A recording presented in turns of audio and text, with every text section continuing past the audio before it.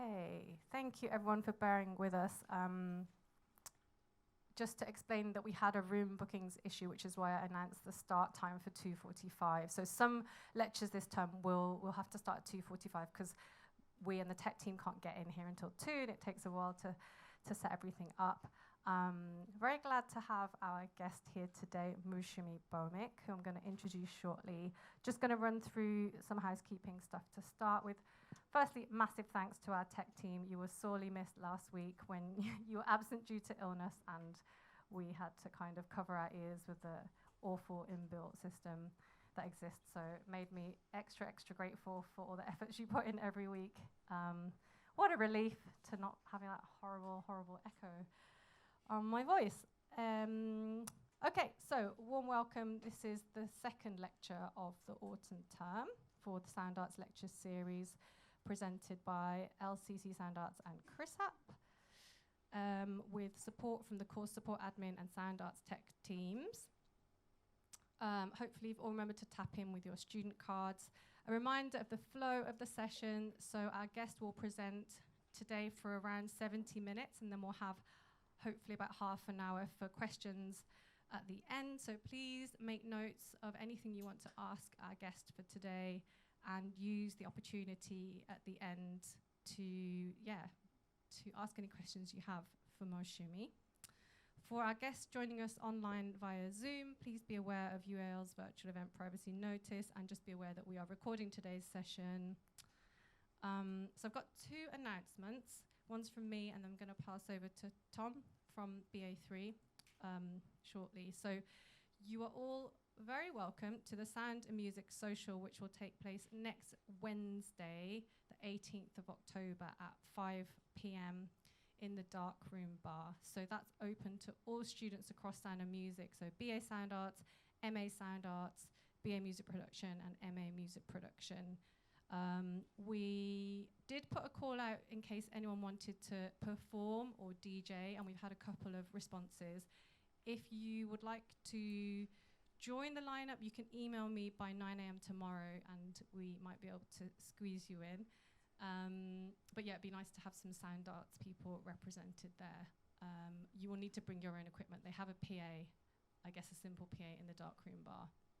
But yeah, we do want some Sound Arts students represented there. And now I'll hand over to Tom, who's going to make a quick announcement.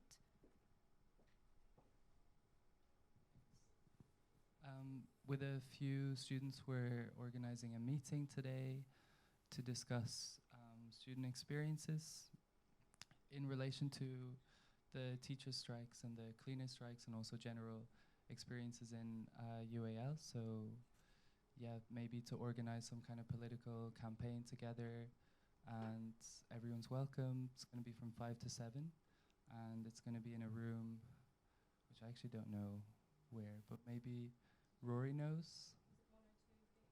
102B, which is opposite where the other classes are in the sound area. Brilliant, thank you, Tom. Okay, now I'm going to introduce our guest for today. Thank you also so much to Kathy Lane for facilitating the connection to our guest for today, as per last week as well, so we're grateful. Okay, Moushumi Bhowmik is a singer, writer, and practice-led researcher based in Kolkata, India. For over 2 decades, she has been traveling across Bengal, comprising Indian West Bengal and Bangladesh, and places contiguous with Bengal in northeast India, as well as among the Bengali diaspora in and around London, making recordings of songs, conversations, and other sounds in an attempt to understand questions of borders and displacement, and the place of songs and sounds in the construction of our home and homeland. The result has been a growing archive of field recordings entitled The Travelling Archive. Moushumi holds a PhD from the School of Cultural Texts and Records, Jadavpur University, Kolkata, for her research on wax cylinder recordings from Bengal made by Arnold Bake. She collaborates with scholars, artists, filmmakers, and curators across disciplines and continents. She's also a published author in Bengali and English. Thank you so much for coming here today, Moushumi. Thank you.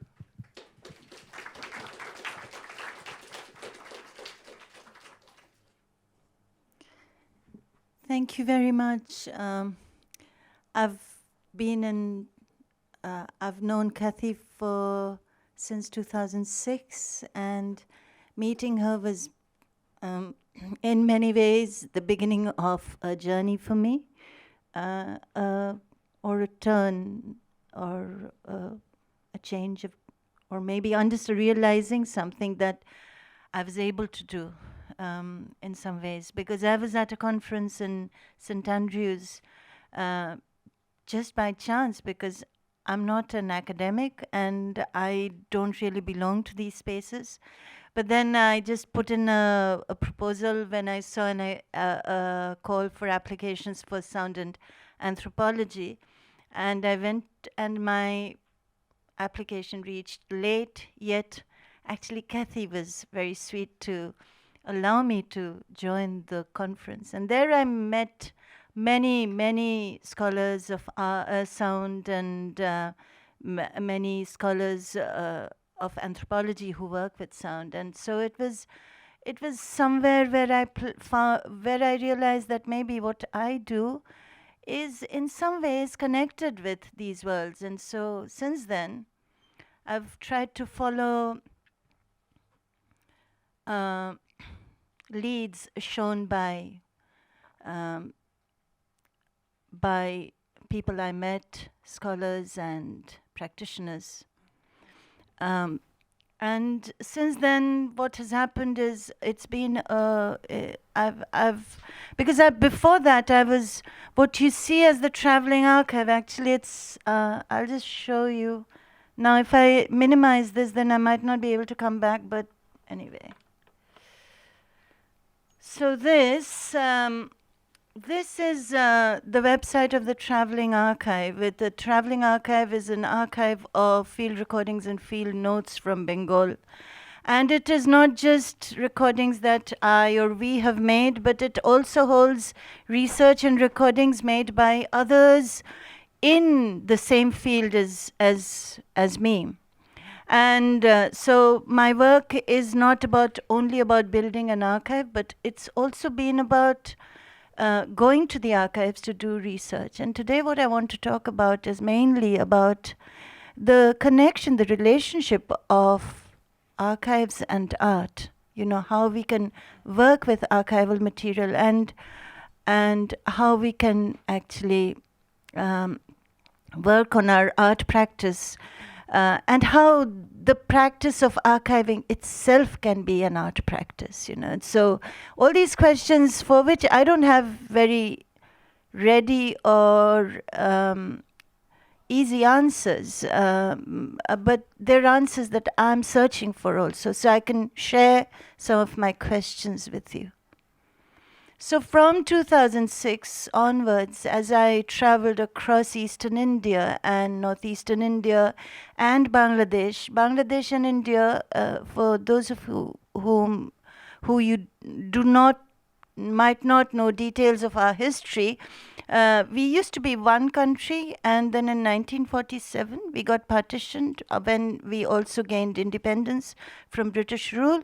And what is Bangladesh now used to be East Pakistan, and then East Pakistan fought their own battle for independence and became an independent nation of Bangladesh in 1971. So it's a history of borders, of fractures, of separations, really, you know, because my mother tongue is Bengali, and the people of Bangladesh also speak Bengali. My parents were originally from the side that is now Bangladesh. So our homes have gotten broken, you know, in the course of history. And so the question of home, displacement, and borders and wars is a constant question that seems to kind of drive my work.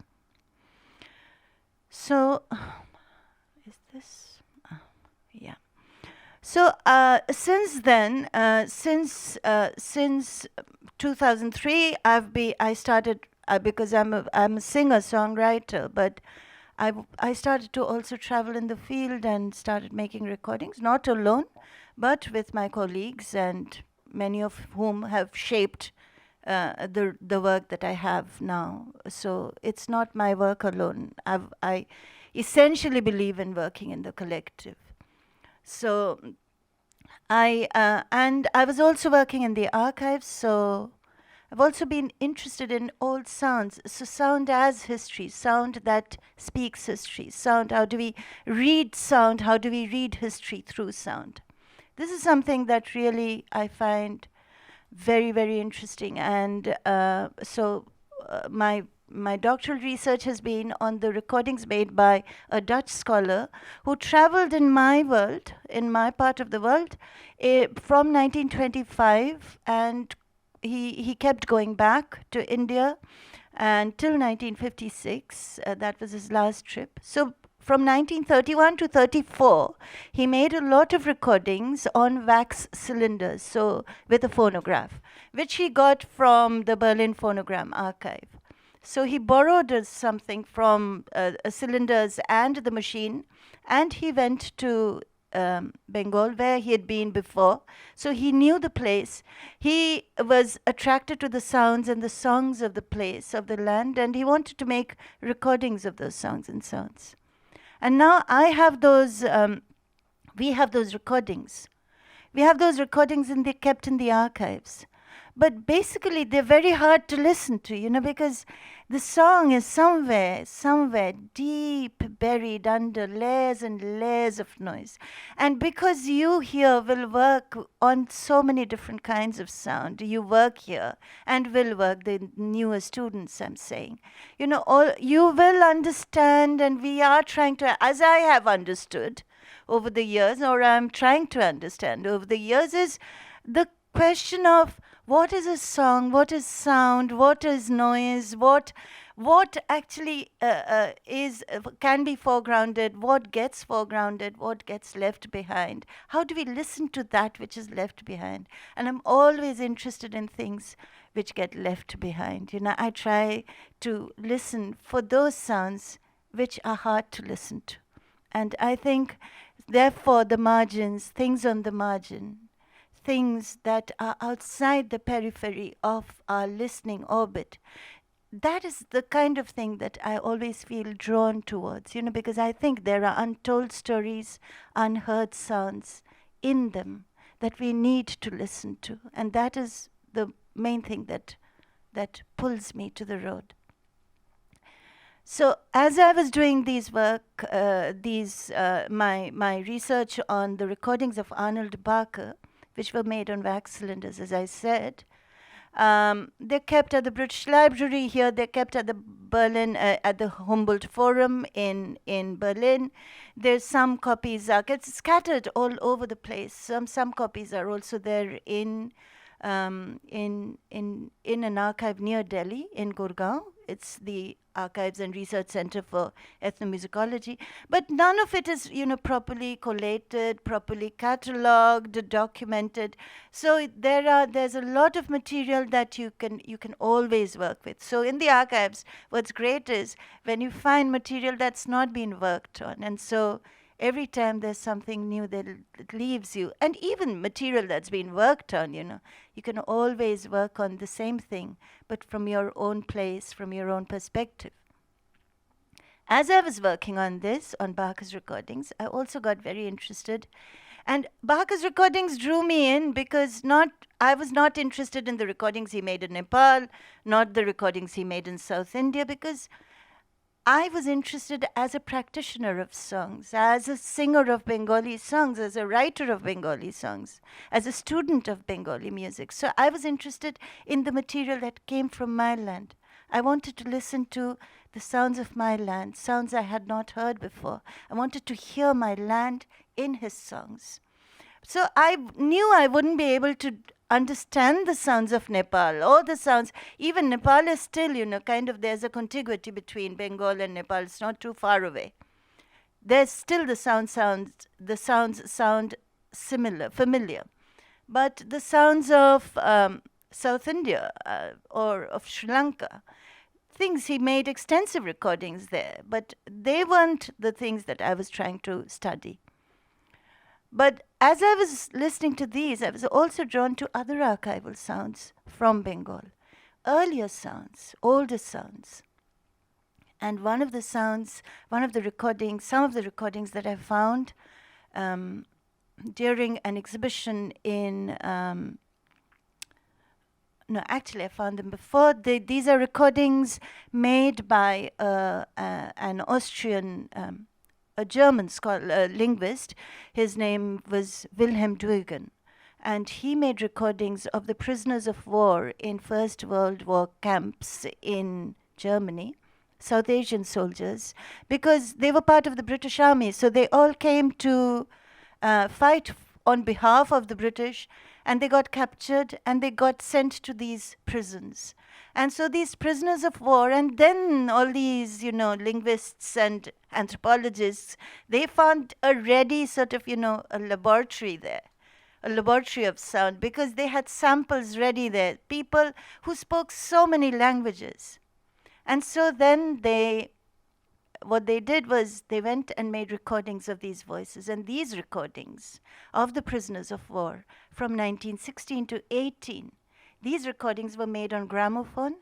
And so these recordings are there in the Humboldt Forum. Some copies are in the British Library because they were part of the British Army. So these recordings are absolutely fascinating. And I found a voice from my part of the world now in Bangladesh, a man called Keramat Ali, whose voice I found. So they would be asked to actually first, asked to read out their alphabet. So that's how they collected voice and language samples. They asked them to read out the alphabet, and then they said, "Can you sing a song? Can you read something? Read a text?" And so they did all these things. So then Keramat Ali's recording has the whole alphabet. So we have the vowels and the consonants. So his recordings go Shorya, Shorya, Roshoi, Dirghoi, Rosho, Dirgho, and then the whole list he says. And then he says Ka, Kha, Ga, Ga. And it's a one whole track, 3 minutes, with the letters. And then there came a time when I thought, I was working with some, in a school of design, and I was working with the students, and I thought voice as a sound as, the symbolism of sounds. And I thought, if we have a letter, so Shorya would write us something, if I say "oh," but there's a letter, a sign that represents that sound. So I thought, I was thinking of sounds that represent the letters, so I was thinking of that correlation. And I was telling them, what if we actually cut out this recording of the whole, all the letters? So it goes, it's a running recording of Shorya, Shorya, Roshui, Dirghoi, Roshu, Dirgho, a long list. And I thought, why don't we cut out, each letter if we make them into separate letters? And if we played with those letters, what would we get? So if I write A, B, A, P, P, L, E. If I say that, supposing I were to say the English alphabet, and I said A, B, C, D, and then you cut it out, and then I wanted to say the word apple, and then, but if I said A, P, P, L, E, that's not apple. That's not apple. That is A, P, P, L, E. So it becomes a different sound. So what I was trying to do is something like this. Bây giờ em apple. Bây giờ em apple. Why are we getting both sounds? I was been in our circle for like, Why are we getting both I know, sounds? 6 years, and I've been in Dubai for almost a decade. So for me, I think I just want to share about Where are you from? Philippines. Yes. Where? From where? Can you do it? I'm sorry. I don't understand this system. So Now? yeah, now it should We work. can Try. get, all right. So,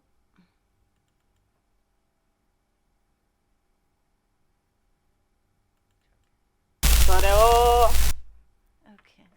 But can I don't want to see this each time. Go back. You have to go back. Where's the space bar? Oh yeah, try space bar. Yeah? I don't know. No, I can't. Anyway.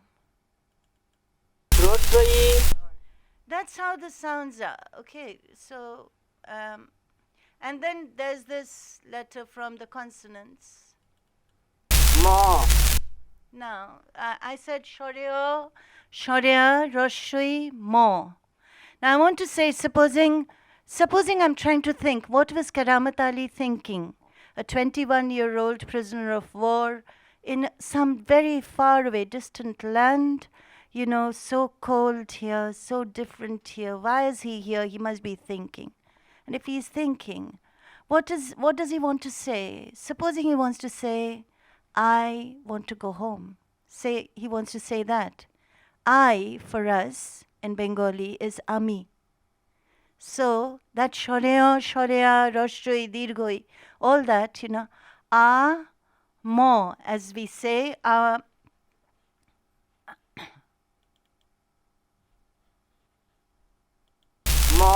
yeah, so that's mo, roshroi.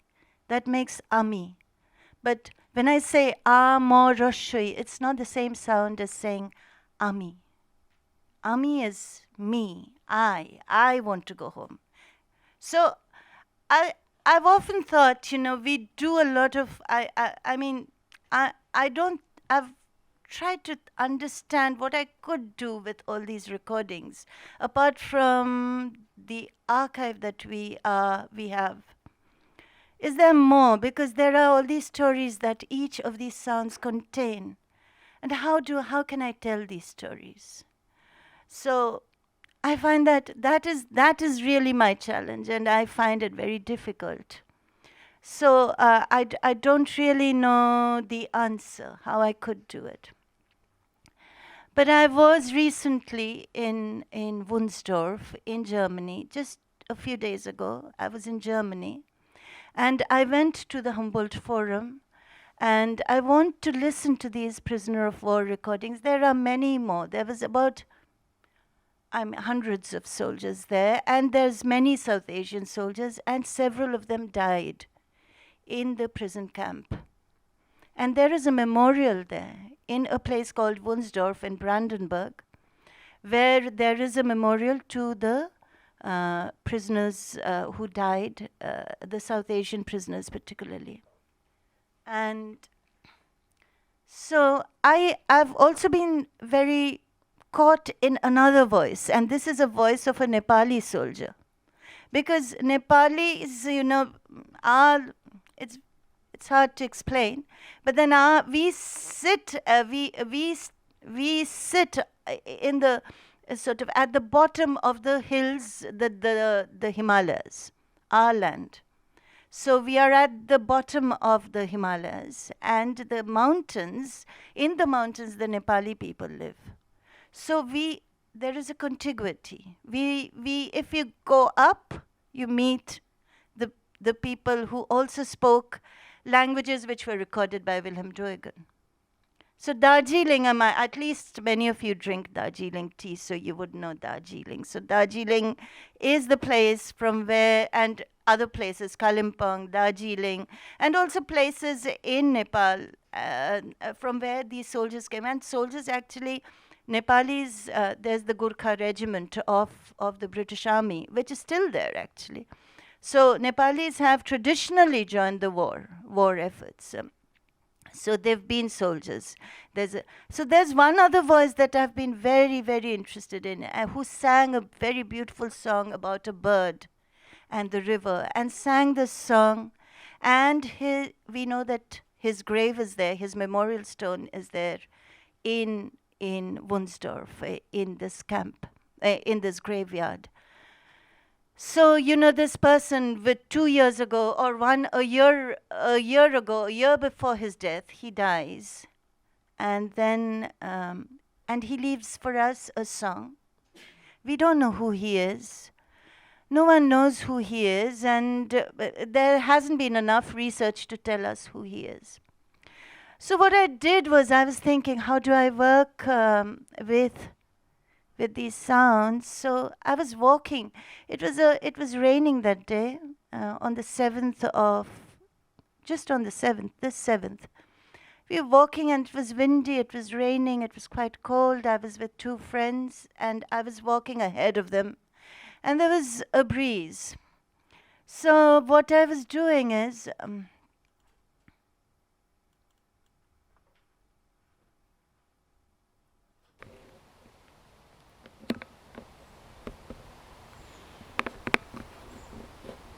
that's me fiddling with my microphone, and then I start walking.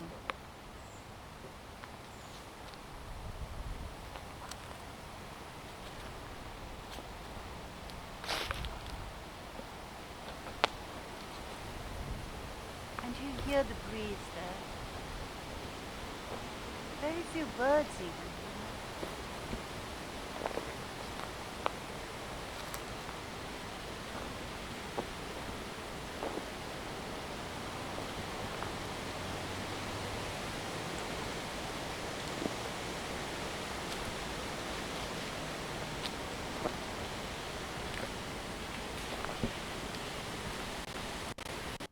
So I'll go ahead a bit. 1916, I start looking at 3581 rifleman. what I do is, and I haven't planned any of this. This is all happening to me quite unconsciously. I have my recorder on, of course, that I did consciously, but then the rest of it is just as it is happening to me. Emotionally, I'm responding to what I'm seeing, and I'm seeing these tones. And as I'm seeing them, I start reading the names, and it's so silent there, but you can't, it almost felt not right to even talk there, so I was almost whispering to the microphone. Dhan Singh Thapa, 8th Gurkha Rifles, 4th July, 1916. The Hindu soldier of the Indian Army is honored here. 3665 Havildar, Pahalwan Singh, 9th Bhopal Infantry, 2nd July 1916. This Sikh soldier of the Indian Army is honored here. 4532 Sepoy, Khem Singh, 21st Punjabis, 30th June 1916. Bale Sarana, Santveer Gurum, Teklal Gurum, Damar Singh Gurum. So you see, I'm looking, actually I know that Jazbadur Rai's tombstone is here. So his memorial stone is here. So I'm looking for him. So I keep walking, I go a little bit, and so I'll go a little, and maybe from here Ranga Singh Thapa, Daulat Singh Rawat, Ramlal Singh.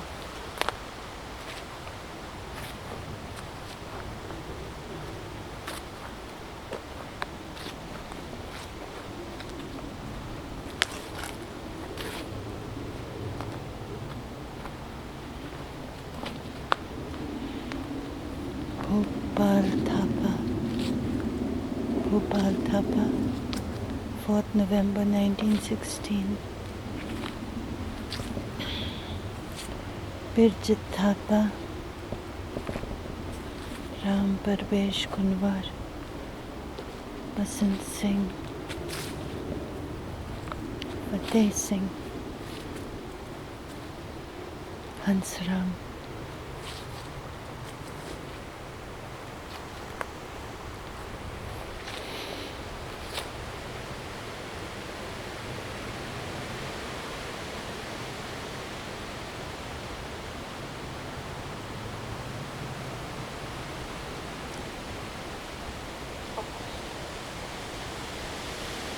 Jadavpur Rai, 8th Gorkha Rifles, 3rd January 1917. The Hindu soldier of the Indian Army is honored here.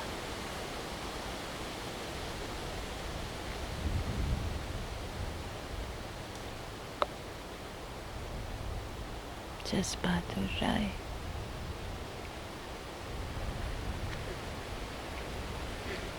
And I have to sit down after this. I just can't move after this.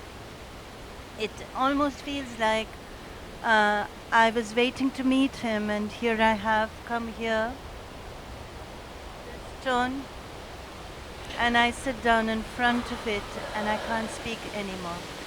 And of course the recording, I stopped the recording also. So it was like this, that stone.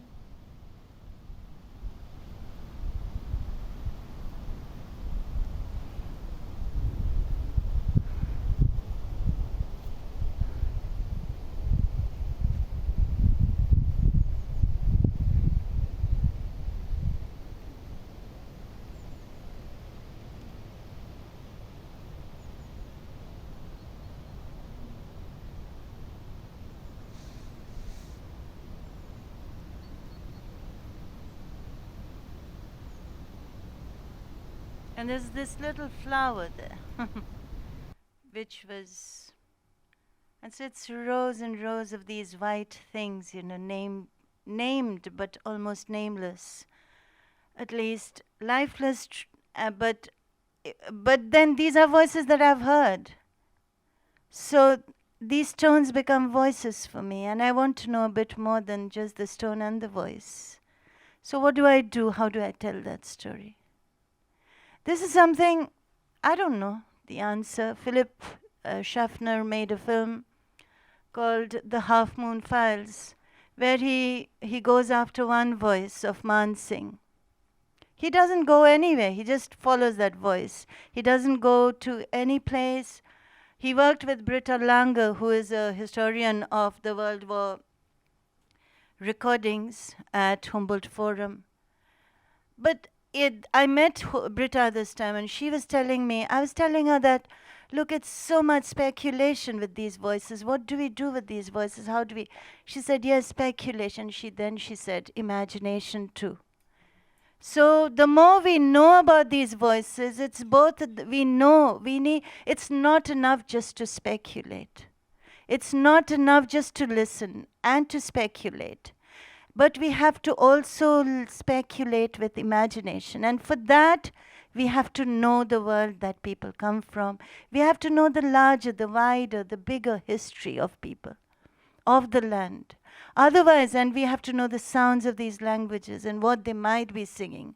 And even if we don't know details of who they are and what they are, we'll still know something. We'll get somewhere close. If we know other stories of other soldiers, those who returned, those who could not return. From the First World War, when they returned, there was the Spanish flu, and there was so much talk about the Spanish flu. During COVID, there was the Spanish flu. Those who hadn't lost their lives to the war, many died during the Spanish flu. So all this, if we know all of these things, then Karamat Ali's voice and Jadavpur Rai's voice, they begin to have other meanings for us, you know. They begin to, and we think, this voice lost in the midst of these woods. I went to look for the prison camp. There's nothing, there's abandoned houses there, possibly built over the prison. There was the first mosque that had been built at this prison site because they wanted, this was also part of geopolitics, where Germany wanted to win over the Muslims in the British army and bring them to their side with Turkey, they wanted them to defect. So that is why they also made some provisions, special provisions for these people. But their voices were measured just as their skulls were measured. This was also an anthropological exercise in recording, in building a museum of people's voices. They were not interested in the life of Jas Bahadur Rai. They were not interested in the life of Keramat Ali. What song he sang, they made him sing a song. For 3 minutes, they made him sing, he sang a song, a form of song, a puthi, which is usually sung in the villages for 3 days and nights. People listen, people know the song, they know the story. And in that singing and the telling of the story, the song gets made, it has life. And here was a man facing the horn of the phonograph and singing. To whom? To a newly set up studio, because it was a complicated thing to record on shellac discs at that time. So it was complicated, and so they had this whole thing set up. And they had all these stories about the Indian soldiers. They even said things like, oh, they'd never seen a machine like this. They knew nothing about recording, and so some of them even tried to eat up the disc and stuff like that. You know how savage, how barbaric we are. And then, but Keramat Ali sang a song, and clearly he sang one of these songs, which was a song from a theatre, so from a play. He sang out of the 5 tracks that we have of Keramat Ali, 5 recordings. One is of the song Kader Kuler Bou, and it's from a play. So he has seen this either, or he has listened to a recording of this play. So it must be the commercial recordings which were coming out of the gramophone company, EMI, a gramophone company had, Calcutta was one of the big places where they went to do business. So it's quite likely. So they're making their own speculations about people. So I suppose we need to make our own now. Not just about the recordings, but also about the recordists, I think, about both. So, and then after this whole thing of, doing all this work with these old recordings, and I've been also part of exhibitions, and I participated in an exhibition which was done at Hakaway in Berlin, at the House of World Cultures. It was called A Slightly Curving Place. It was curated by Nida Gauss. And it was about recording before, the recording machines came. So it's sort of recording. So how was sound recorded then? So, and then it's something similar to like how Kathy works, where she goes looking for traces of sounds in abandoned places. It's something similar to that, where you go to old archaeological sites and you go and you try to listen to that site. We're talking about hundreds and hundreds of years ago, and you start measuring, you start imagining where the speaker would be positioned, where the listener would be, what kind of sonic space would be created there, what kind of projection of sound would happen there. And this is what the exhibition was about, and and it was also around ambisonic recording system. So, and around the work of one Uma Shankar. Uma Shankar? What's his? Mantravadi, yeah, Uma Shankar Mantravadi, who is a self-taught sound engineer in India. And so, but we created so Nida created a whole, what she called a sound play in 7 acts, she said. So I think sound art is also largely about naming the thing, So it is largely about naming as well. So sound play in 7 acts is basically sound audio pieces, but all around the theme of listening to and the archaeology of sound, basically. So what happens in the case of archaeology is we'll remove layers and layers of soil in order we sense. As one of the participants in this exhibition, an archaeologist called Uzma Rizvi says beautifully, she says, you get the taste of the soil. So as if you taste it with the tip of your tongue, you know. Mitti, she is, so she says she lives in the US. She says mitti, the taste of the soil. You get the taste of mitti, and then you know that there's something in there. So you dig and you dig and you dig, and slowly, gently, with your fingers, you remove layers of soil in order to reach that what you're expecting to be there, buried under the layers of soil. I think when we do archaeology of sound, if we're talking about these recordings, we're doing two things. One is we are removing, so under these layers of, you know, the layers of sound, the rotation of the machine, of the wax cylinder, the rotational sounds, of the surface noise of the cylinders, you're going deeper and you're going deeper. You're removing, slowly you're removing. And your ears are learning to listen to that sound. But you're not doing just that. So that is where speculation as well as imagination, as well as the knowledge that you gather in order to have that speculation and imagination, that is something that is what you're doing. We're both peeling, we're removing layers of soil, but at the same time what we're doing is we're also adding. We are adding layers. So with a voice, for example, with a voice that I've heard on Barker's recordings, one of Arnold Bake's recordings, so there is a song that I find not very clear to listen to, but it is in a place that is now in Bangladesh.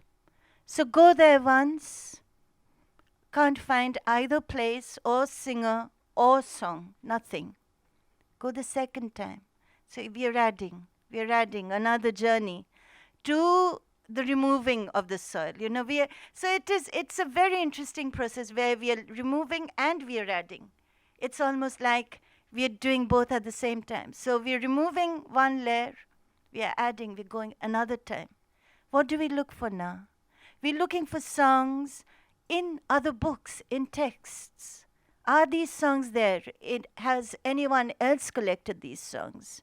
Have there been other ways to record these songs? So those who didn't have the machine. The community, does the community know these songs? And is it anyway through the metadata in the archives, can we reach this song? Is it possible to reach the song? So there again we remove and we add. Eventually, after 8 rounds of going, and also I'm making recordings. I'm making recordings not of sounds which are related to this particular recording, the recording that I'm chasing, that I'm running after. But they are recordings of I make on the train.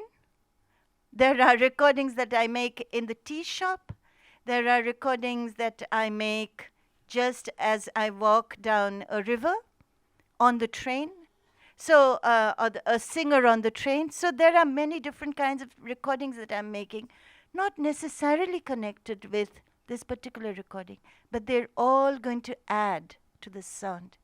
They're going to tell me when I find this song, finally when I find this song, and actually even find a family that is related to one of the singers that Bach had recorded, a grandson I find. But when I find this, after 6 years of travel, when I find him finally, I think it's not just finding him that is what I get. I also get the train sound. I also get the blind singer on the train. I also get the conversation in the tea shop. And all of that becomes part of that song that Arnold Bake had recorded. So we've added, we've taken out, and we've added new things to it. So I was part of this exhibition, And then the exhibition happened during the pandemic, so we couldn't come. I didn't work on it alone. I worked on it with my ex-colleague Shukanto Mojumdar, and we were supposed to come to Berlin, but during the pandemic everything was online. But the exhibition then traveled to Dubai. So Dubai in March, it's big season for art, and so lots and lots and lots of things happen there. Very, very interesting things. I went there for the first time. I was quite struck by the extravagance of the whole thing, but also fabulous works. And actually, Lawrence Abu Hamda, yeah?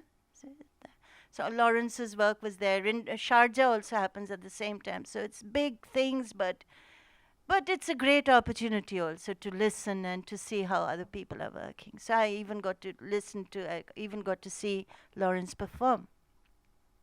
Then you think, if we think about Lawrence performing, I mean, all these sounds of war, of fighter planes, of bombs, of destruction, over that he is laying his voice and he is talking.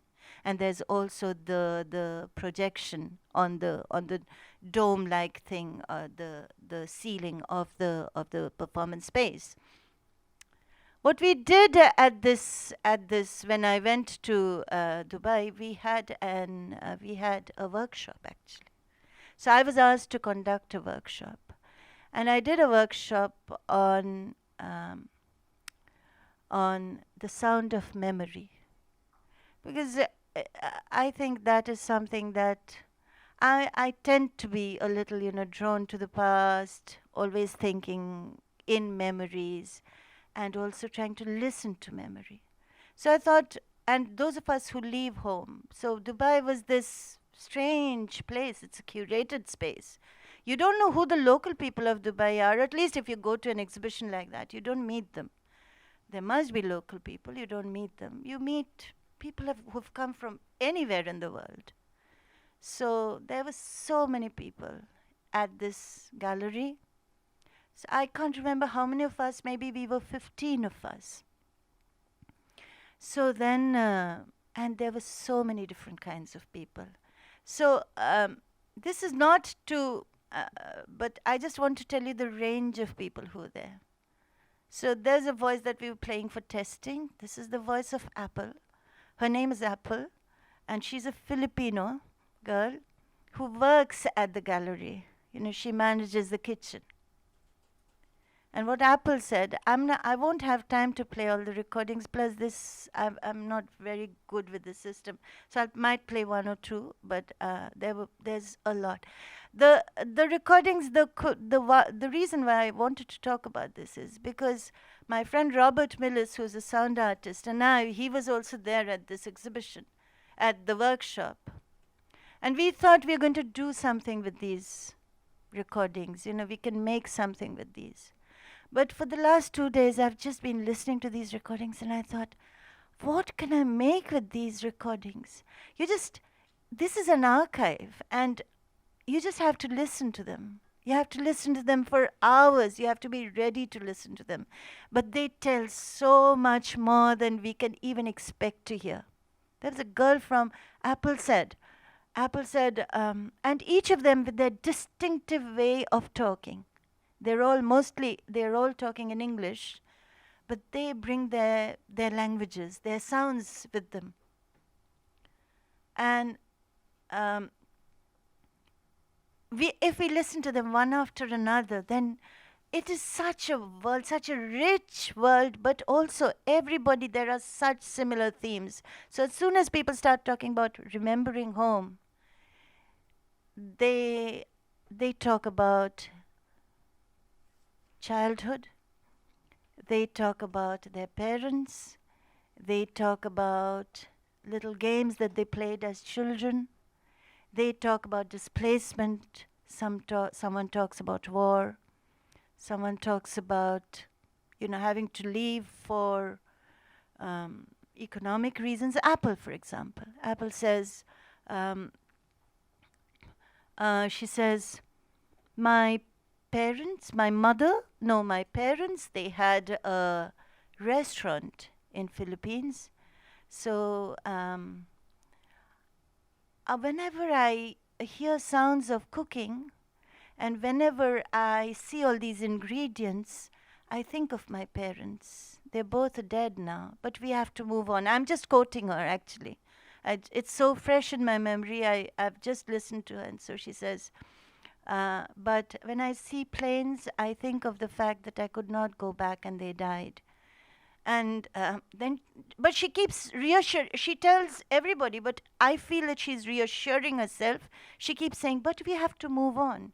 We have to move on. She keeps saying this, And then she says, but when I hear the music of the kitchen, I'm quoting her. She says, when I hear the music of the kitchen, I think of my parents. I think of home.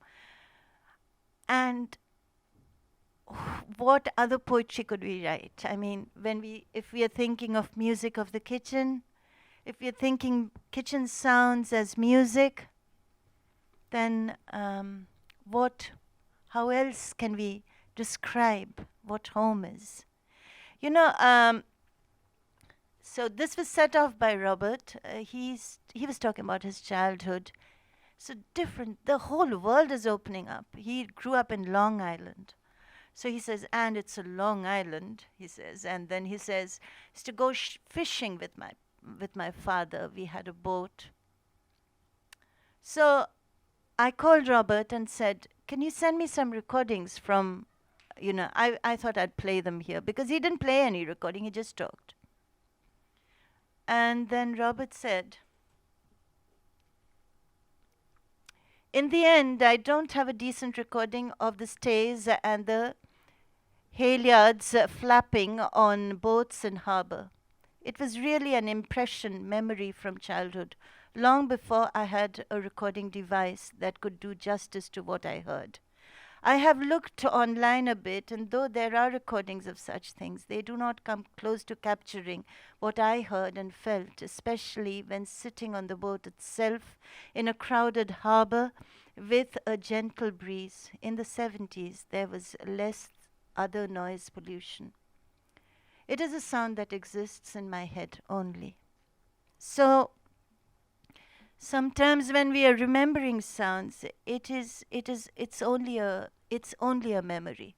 It's possibly impossible to, in Calcutta now, where I happen to live most of my year, we used to have concrete like cement, concrete rooftops.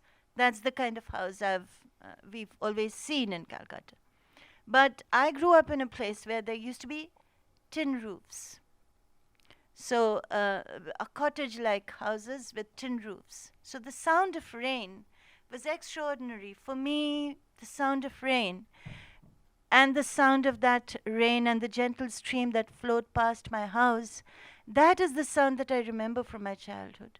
Now, because of global warming and it's so hot in Calcutta now, everybody who live on the top floor, they're building tin, sort of an additional tin shed kind of a thing now over their 3-story, 4-story buildings.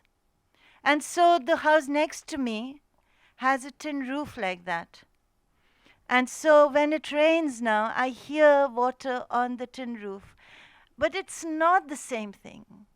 And why is it not the same thing? Maybe if we analyze the sound, maybe it would still be the same thing. If you drew graphs, it would be the same thing maybe, but is it really the same thing?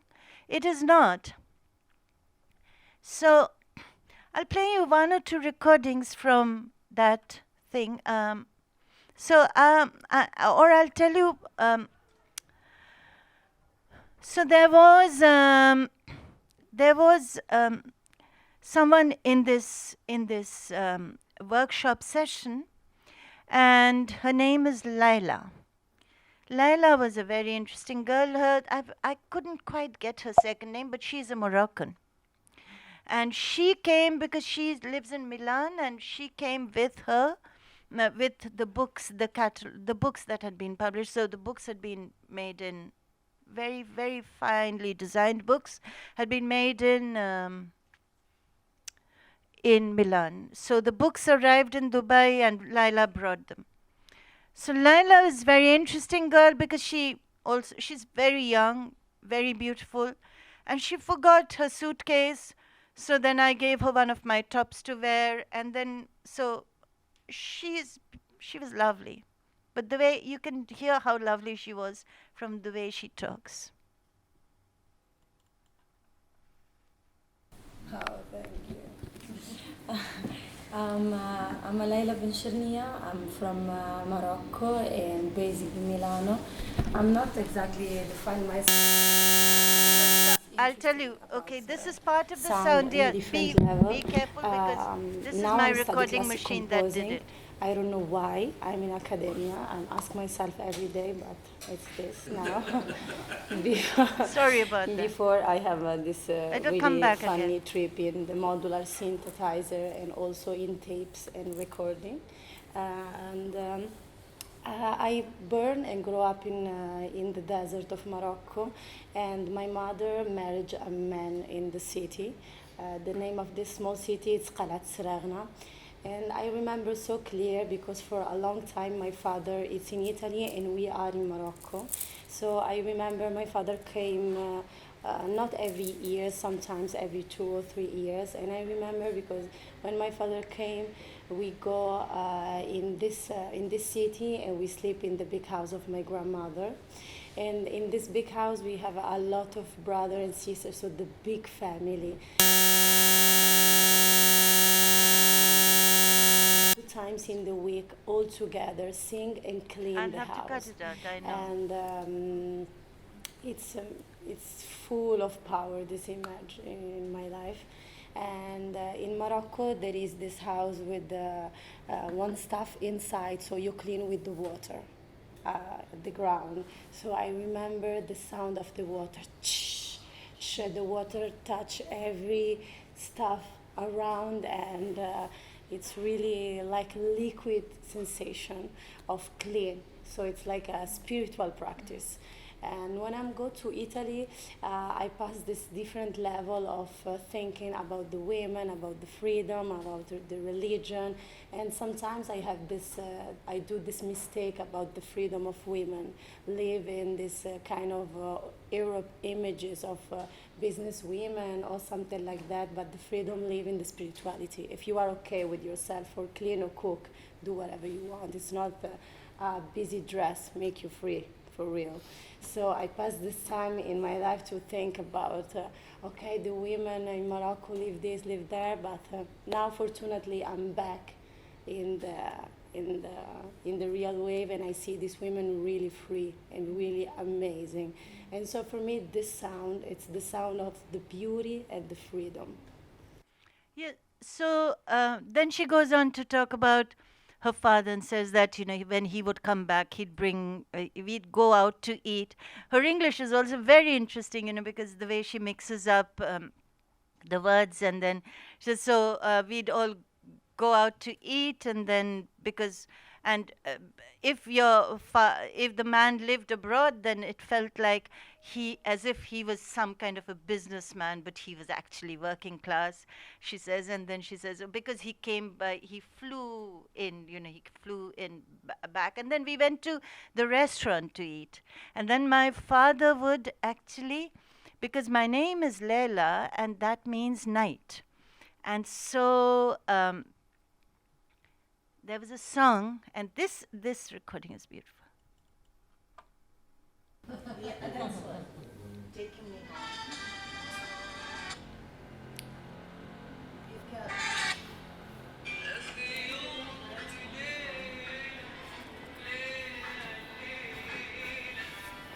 So she says, can I play you a song that my father used to play? It's a song when Leila means night, and this is a song about night, and it's an old classical Egyptian song.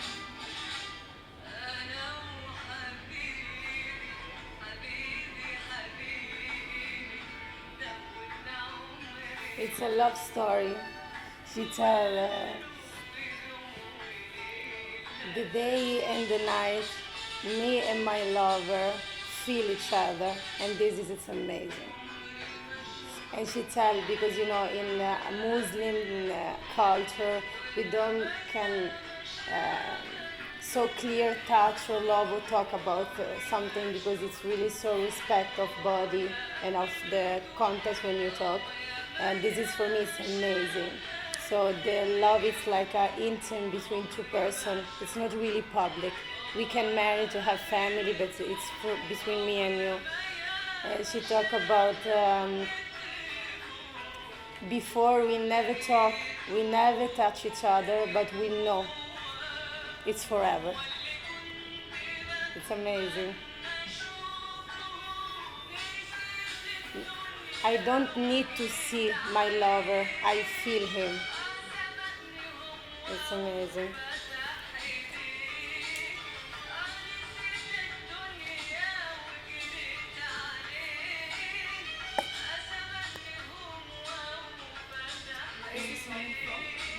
It's from Egypt. It's a classic singer. I'm trying to talk with my teacher about this when we talk with me about Maria Callas, and it's really problematic. It's beautiful. So she in what she says, there's so much that she's packed into that 10 minutes that she took to play a song. So especially when she brings in Maria Callas and she says, when my teacher talks about classical music, I play the song. So she is almost like the post-colonial voice kind of resisting the whole Eurocentric way of understanding what is classical and what is not classical, and what is what is feminism, what is freedom, and what is not freedom. And she is showing almost through this, just in these 10 minutes, she's telling us that there are other ways of thinking about freedom. There are other ways of thinking about, what is high art and what is not high art. Yeah. So there's fabulous voices that as I listened, I just felt so completely drawn to them. But I'll end by talking about one girl. Her name is Eunice. Eunice Fong. She grew up in China. She grew up in the US. She's a Chinese girl. So her parents immigrated to, and even I think her grandmother was there. In America, and so but they keep visiting. So Eunice now lives in Berlin, and Eunice started to talk about the different languages, the different dialects, the different ways of talking Chinese, and she talked about the specific way that she talked with her grandmother. And then she said that, when after my grandmother died, I had no one to talk in this way with, so I'm losing the language, she said. And then she said, and then she broke down in this, she completely broke down. She started to cry as, and then she tried to gather herself. Then the way she comforted herself, she said, let me just talk a little bit in Cantonese, that makes me happy. So it's probably she had a private conversation. I'm not going to play it here. But it's she is laughing and crying at the same time as she's talking. And she just talks for 5 minutes. She just talks, and none of us understand what she's saying. And then she stops and says, thank you. So thank you.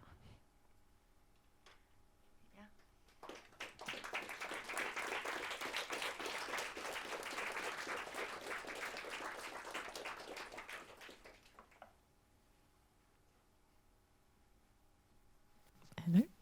Thank you so much, Moushumi, for taking us through parts of your practice, and some extremely kind of poignant and moving parts to the stories you told us. So I hope everyone can gather their thoughts and let me know if you would like to ask Moushumi a question. Hi, thank you for the lecture. That was really enlightening. My question is about, so last year I did for one of my projects, I did a documentary about the commercialization of Qawwali music, and I was just listening to you talk about the borders and like the separation, and I was thinking about Qawwali and how it's this like very basic like folk music for the layman, and it's performed like on the ground, and then how it's become like it became like this very popular thing in the West, and Nusrat Fateh Ali Khan, he kind of like popularized it and it became like a huge thing, and then you have Western audiences who tune into that, and like a lot of the time I show people and they're like, oh, this is like Indian music, and and I'm like, yeah, I guess. I don't bother correcting them because I could get into like it just be all really nitpicky, and like and like I have this urge to tell them that like, oh, it's not that, it's from here, and but I was just wondering what you thought about that like whole dynamic of South Asian music that's performed in these really like normal spaces without recordings and like just very basic instruments, and then it becoming this like really massive thing that's like very commercially successful. Did you see this film, which is Nusrat Has Left the Building, but when?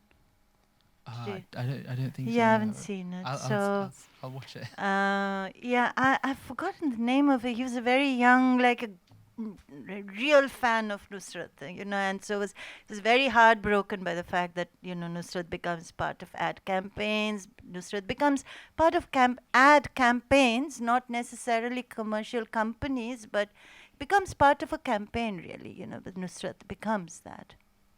But that doesn't diminish Nusrat, in my view. Nusrat, and it's the same with. Firstly, I don't know if is Qawwali not Indian music? I think it would. I think Qawwali is also Indian music. Yeah. And sure. We have to think beyond 47 or before 47 also. Sure. We can't think of, this music is ours and this music is theirs. We have to first, that's the first thing that we should be able to break. The other thing is that if you think about, where these real spaces are, where they really perform that music, where is that space? I find it very hard to find that space because anywhere. See, I went into a village in Sylhet in the eastern end of Bangladesh and to make some recordings. And I was asked, they said, oh, you're a singer, so can you sing us a song? So I was kind of feeling very awkward, what do I sing here? So I sang a song, which is a separation song from Bengal. So I sang maybe something like this, Bondhu bine pran jaye na rakha bolda shokhi ki upay paran bondhu royache kothaye. I stopped singing. Somebody immediately was playing it from his mobile phone. So I was thinking, now I'm going to give something like pure, untainted to my audience, something that's theirs. But the recording machine and the recording devices and recorded sound has reached every place. So there's where do we find that sound? So which is, I mean, there are different kinds of commercialization or use of the material that takes place. Why only the West? In what happens in Bollywood? What happens in cinema? You know, it happens everywhere. So this material is taken and used, so I think, for me, for example, the Baul songs of Bengal, same story. Just as Nusrat has traveled via maybe, let's say, Peter Gabriel, you know, and you know, or other such journeys that people have made. I mean, Baul music has also traveled. Has it diminished the music? Or is that music changing? Is it normal for it to change? How can we expect a world to remain isolated? These worlds are not islands. They will change. And especially when you think of money as well, you know, if somebody has made a commercial success, there might be hundreds of people who are also very good singers in Sindh. All of them have not made the journey that Nusrat made. Okay? Will not. It's not possible to make that journey. But they will all have that aspiration.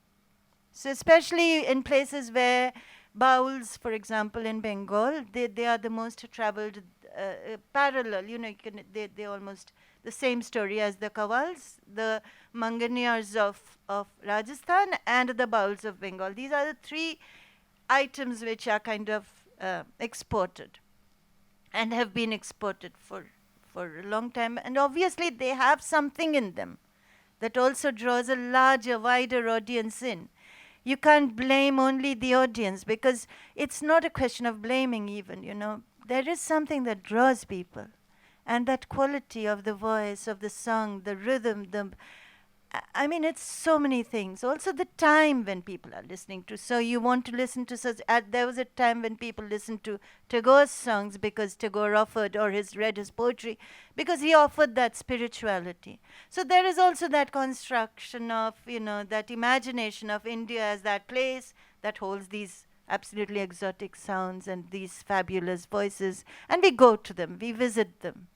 So all of these things combined, I think that's how we can look at this journey that this music makes. Think of Dream Journey. Now you know about Dream Journey, of course, the YouTube channel. Do you know about them? I think so. Yeah, you must look at them, because this is Dream Journey. They've been going into across Pakistan and making recordings of classical music and qawwals. And beautiful recordings they're making, and they put them on and with a lot of literature. So if you're studying that, you must look up Dream Journey. And so there's a lot of very good. So I think parallelly many things happen. It's not just the commercialization of Nusrat kind of thing that happens. There are also other things which happen. And in local places, people have other ways of listening. All audience is not the same. Some people understand music in a certain way. Ravi Shankar used to say, remember, I don't know if you've heard that recording of him tuning his instrument, and then he was tuning and people really clapped. And then he said, if you like our tuning so much, you're really going to like our music. So, such things also happen, you know. So there's many kinds of audiences. I think not to be worried. Yeah, thank you. Thank you, Yusuf, for that question. Yeah, Hanifa. Hello, thank you so much for your talk. It was really amazing. My family's from Bangladesh, from Sylhet. So when you said that, I was like, oh, okay. And basically, when you were talking about partition and everything, my mum was literally born in that year, and so she came over, and my dad was here and all that. But I still have my Nani and Nani live here. So your mum was born in 71? Yeah, in 71. Yeah. Literally a couple of months after everything happened. And so they came here, and what you were saying about sort of a lot of these way of speaking and such has changed in the recordings from previous wars and people. I wanted to know more about how you, when you listen to those recordings about from different places that are near each other, do you notice any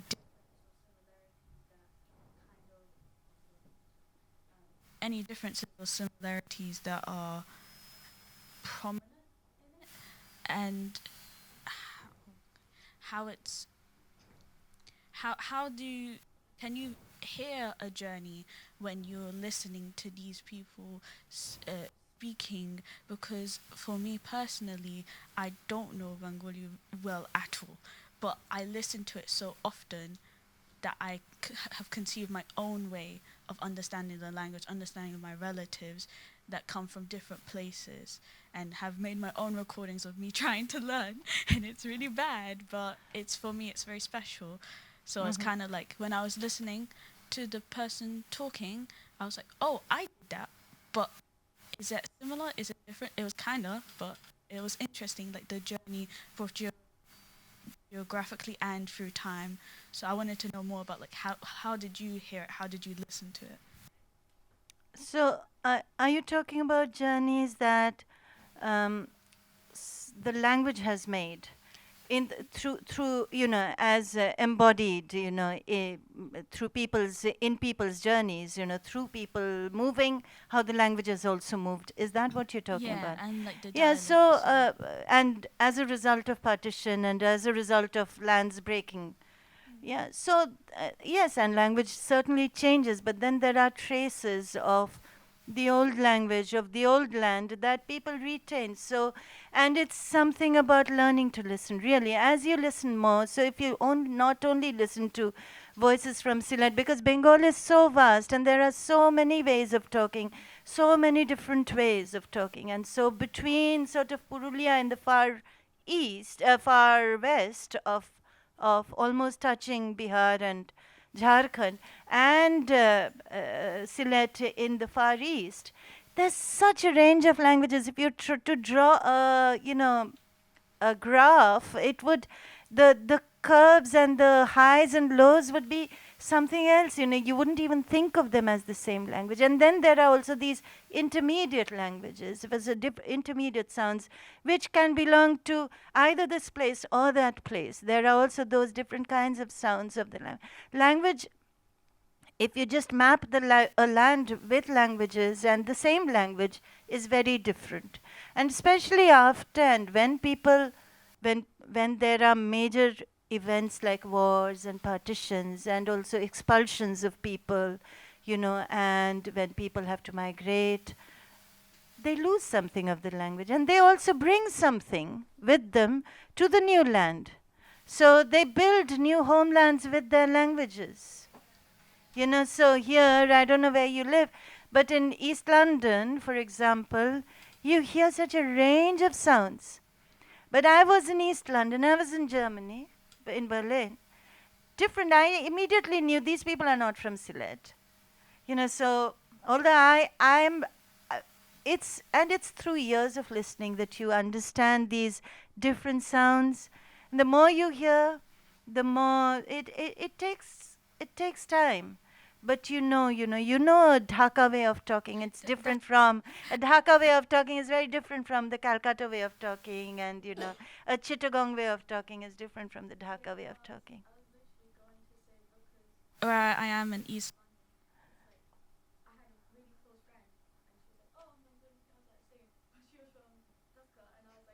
Oh, and I could not understand a bunch of her words, but it was like the same not even the same cadence or anything like that. But yeah, I really understand, like people from Gujarati, everywhere, like they would all come together. We'll all be in the same class, and we'll all say like we eat similar food, but it would be different in their own ways. And when you hear it, it's so food and language are all so very similar things. Sound and food is very similar. Taste and sound. Thank you. Thank you, Hanifa. Any other questions? Yeah, Kathy. Okay, should we have Tom and then Kathy? Hello, thank you so much. It's been really interesting. I was quite interested in when you were talking about archaeology of sound, and it's a form, it's kind of like digging, but also, so you're removing layers, but you're also adding layers, and you use the words to speculate and to imagine. So I was wondering if you can, do you have a distinction between those actions of speculation and imagination? And also, does that happen in the context of the archive of a field recording? Does it come in a form of text to add those layers of context around a field recording, or is it more in the sort of embodiment of listening that we can speculate and imagine? And in that embodiment, how would we sort of trust our own perspective to add a layer to what we're listening to?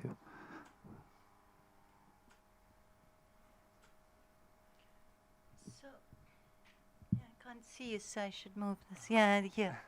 So, speculation and imagination are certainly different ways of and I'd certainly make a distinction between the two. So we can gather some knowledge and some knowledge about say if we take a particular recording, and then we gather some knowledge about that recording, and also the rest of the context around the recording, that we gather information about the time, the history, and the rest of it we can start speculating. I'll give you just an example. Say there's a recording that Arnold Bake made of a woman, and this was the first recording that drew me to Bake's recordings. Arnold Bake made a recording in 1932, and this is a woman singing what I was saying as is Baul song. So it's a kind of mystical poetry that is sung by these traveling singers. So this woman, she was singing this song, and you can't hear too much of this song. But the recording, the metadata said, Ochinto Dashi, Sheba Dashi of Murali Das, which means Ochinto Dashi is a name, and she is partner of another singer, Murali Das. So they sing the same kind of music, and they're usually part of a community of singers, and it's also religious practice. So I've been listening to this recording for a long time, but actually it was only wax cylinders are things that you learn to listen to, upon very close listening. It's almost like looking at something through the microscope, and the more powerful the microscope, the better you see.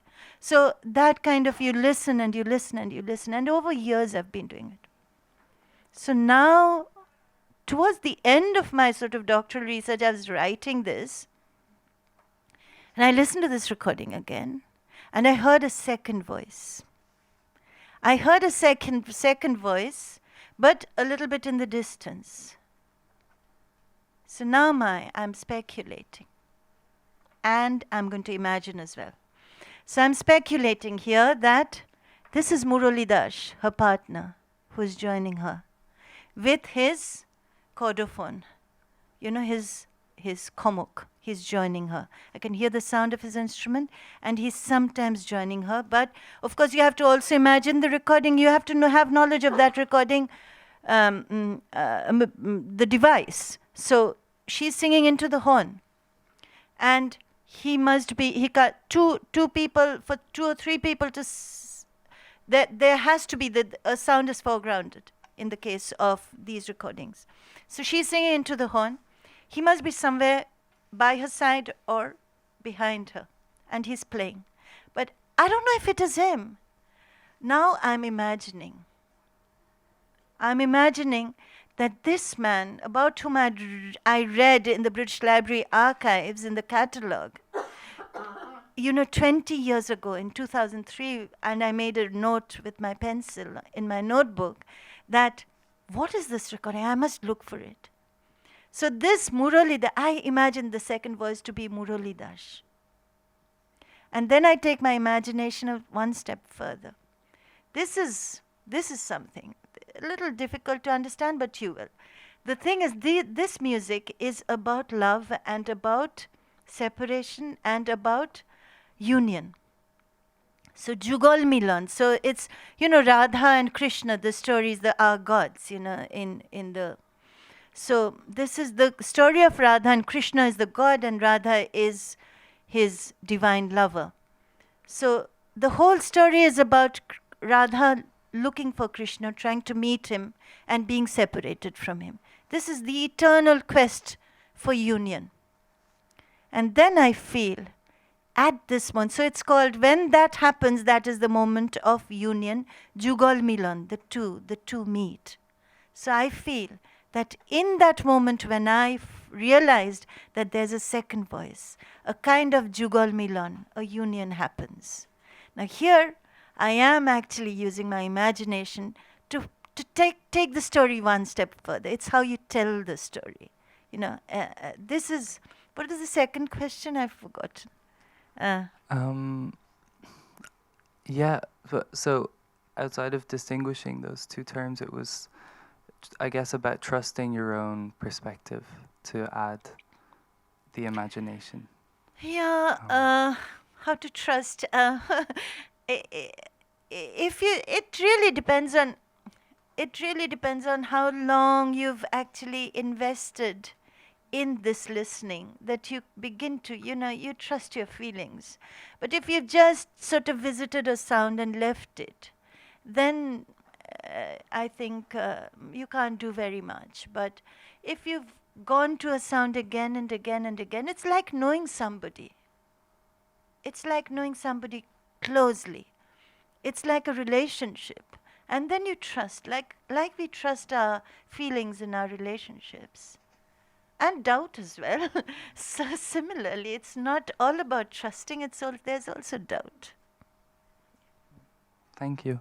Thank you. Thank you, Tom. Kathy's question is now resolved. Would you want to add anything? Oh, okay. Oh, one from the chat. Okay, let's have the one from the chat. Do you want me to read it out? You happy to do it?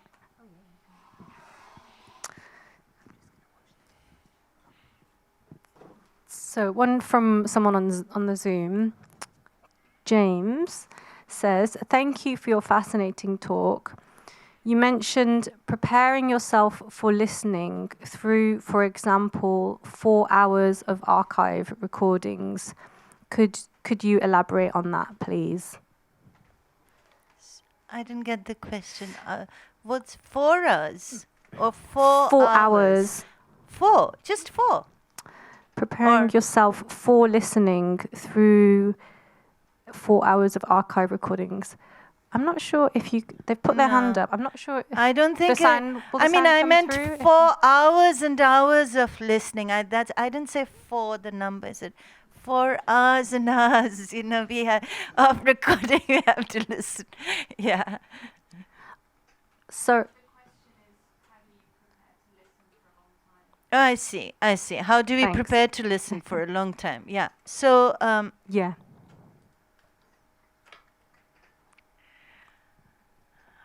Yeah. I wouldn't know the answer to this. I suppose, in institutions like this, you are taught to listen.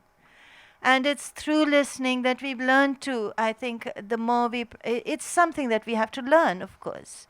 And in this time when there is all this, the readiness of the playlist and the randomness of it, it's very difficult to, how do we still pin ourselves down and listen for hours.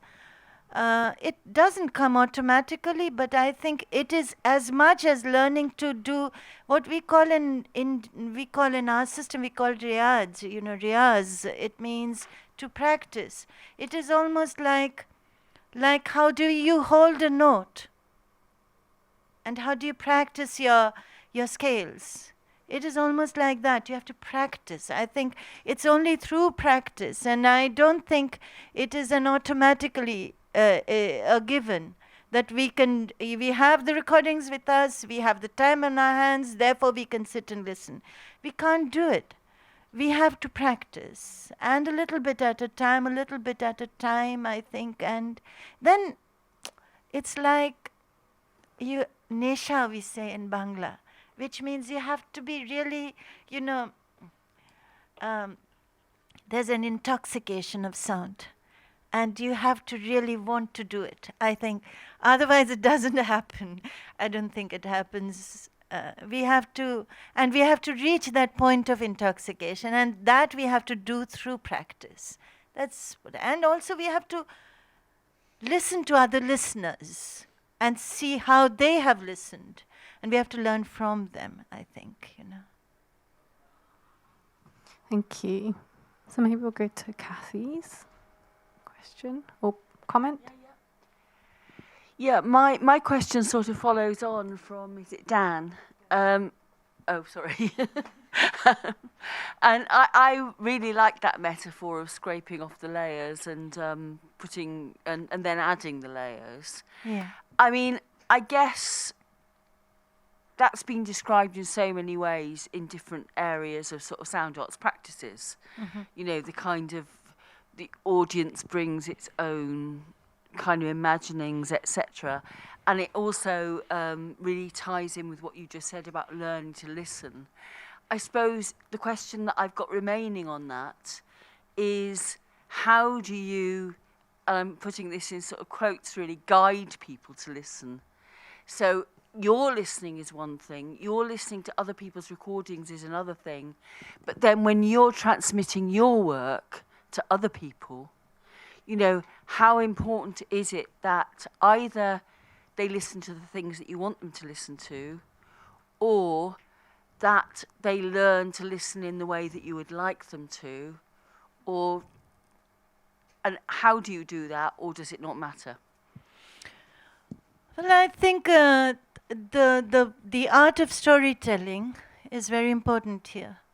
So, and especially we have this whole thing of the tradition of storytelling. Every culture has it, I think.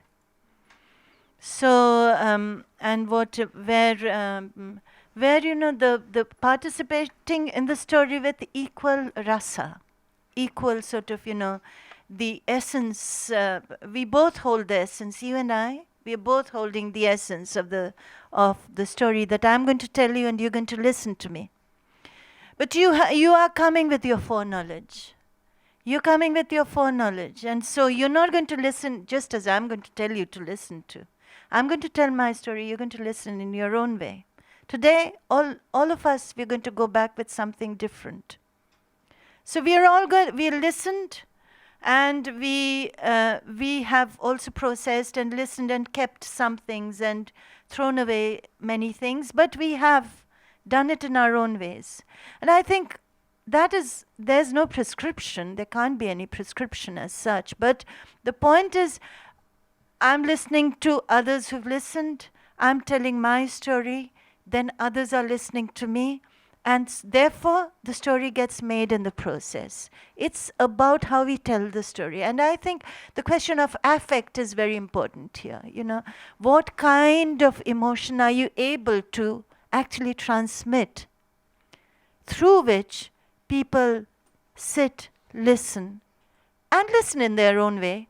But I think the storyteller's task is very important as well.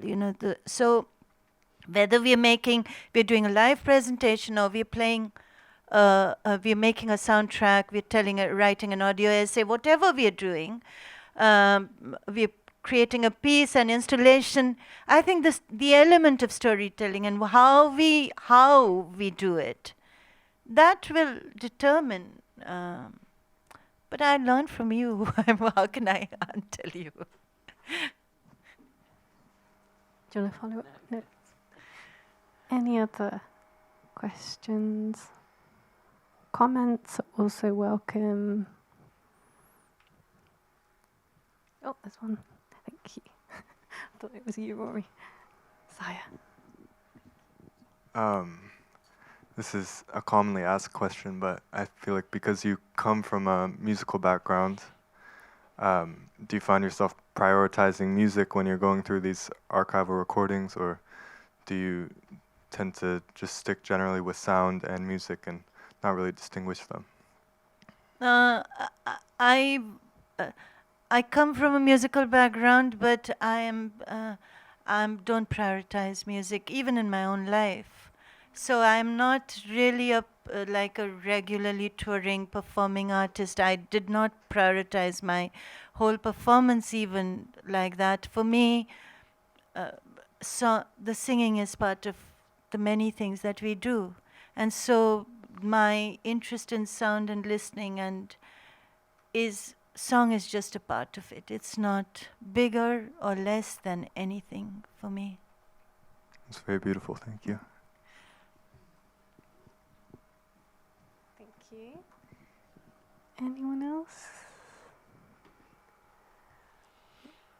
Maybe just finally, before we close up, I wondered if you could talk a bit about the kind of longevity of your practice and the practice of collecting songs and sounds, and what drives that, or has this changed over the years? Initially the driving force was actually from your question, about the song, not prioritizing the song, because I could have become a professional singer and I could have had a life like that. It didn't satisfy me to be that. So I wanted to do something more, and therefore I wanted to set out. And I'm not just interested in even analyzing, doing musicological. I'm not even trained that way. I can't do those things. So I can sing something and explain something, try to. I can't do that with every kind of song, of course, but I'm not the kind of a person who's interested in sort of writing the score and, analyzing the sound of or the composition or whatever. That wasn't the kind of research I wanted to do. I'm really interested in people. And there's this, actually, where in one of Kathy's audio essays, where she talks about, where are the people? Because a lot of sound, listening is about listening to these, spaces, and where are the people? I'm interested in the people. And I'm interested in not just the song, I'm interested in this people. And those who listen, those who make the song, for whom the song is part of their lives. I'm interested in the place. I'm interested in the displacement of the song. So I'm interested in all these things, and that is what led me to do this work. I used to work in gender studies publishing before. So in the beginning, I started to think about, women who are caught between the home and the stage, and that is what I wanted to work on. Eventually, it became a collection. My first collection was about love, loss, and longing. So I was looking at songs of separation, and because ours is a divided, a broken land, therefore separation is not just between humans, but it's also between lands. The separated land, and slowly the land began to actually occupy. And because I live between many places, therefore the land and the brokenness of lands, and in this time of, of so many borders and so much conflict and so much hatred, this is my only way. So for me, this work is my work, my act of resistance. And therefore what drives me is this, the need for resistance is what drives me.